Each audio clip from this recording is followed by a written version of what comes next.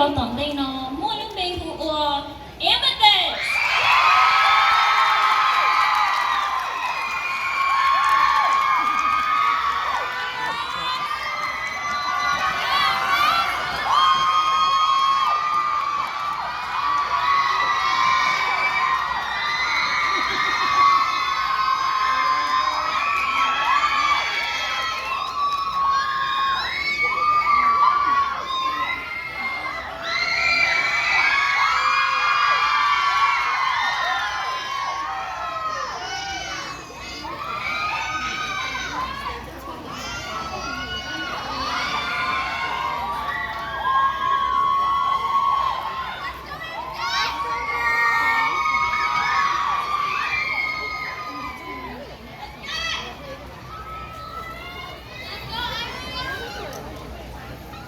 ตั้งแต่มาพอใจ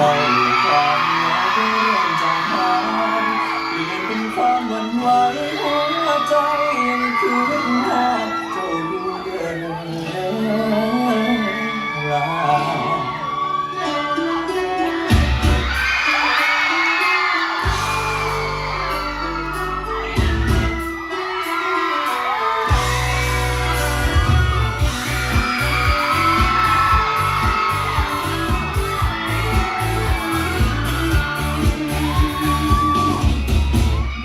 มาขอหน้าแชทมาได้พอคำแทนอยากแสดงความรักความจริงใจอยากให้เจ้ารับรู้ว่าตอนนี้อ้ายบ่มีใครอยากให้เจ้ามาเป็นลูกให้แม่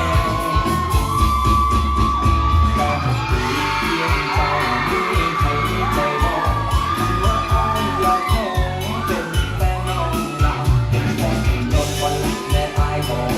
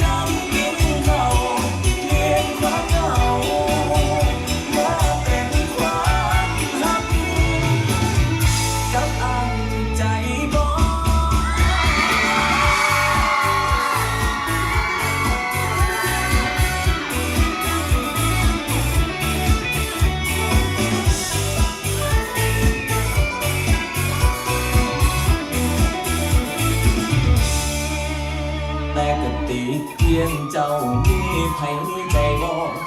ว่าอ้ายอยากขอเป็นแฟนน้องลาเป็นแฟนที่โลดวันลักแม่อ้ายบอกว่ากำลังหาลูกไทย